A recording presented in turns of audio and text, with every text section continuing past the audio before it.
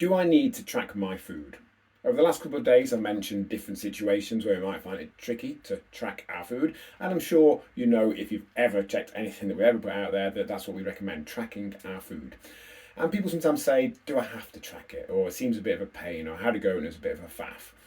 And obviously, the short answer is no, you don't have to track it. You can do whatever you like. We can use whatever method of changing our eating and drinking works for us. Maybe you've got a method that you've used in the past that you can use that will work. But chances are, if someone's joined here, the methods they've used in the past overall haven't got them where they've wanted to get to.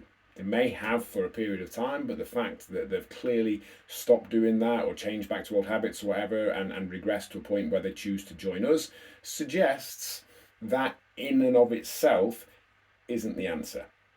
And I always recommend tracking because whatever approach we take, it gives us that accuracy behind it. We may end up with a rule-based approach. We may decide that we're not going to eat at certain times. We may make some adjustments in our choices, portion size.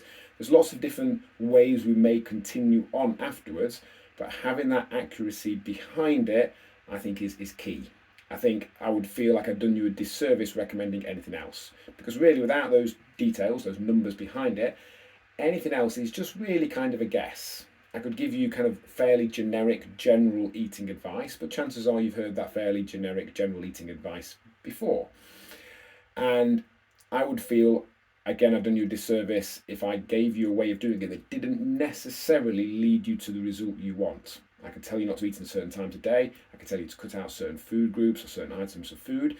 And you could do that in a way that still put you in a calorie surplus and therefore you gained weight. Right? That method wouldn't automatically work. So tracking gives us that knowledge. And I get it.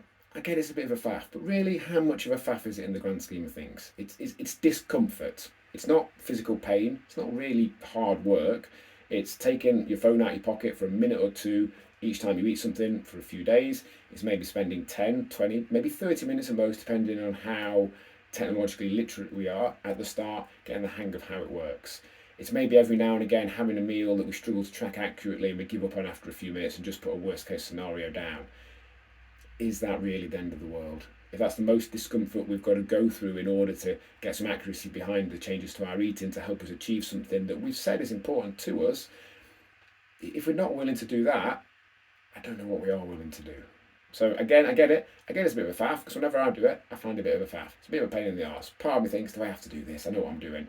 But I know by getting the accuracy behind those choices, and maybe that's just a bit of accountability that tracking creates, and using that to make some changes going forward, the kind of which I'll cover over the next couple of days, time and time again works way better than just that really telling ourselves, I know what I need to do, I just need to do it.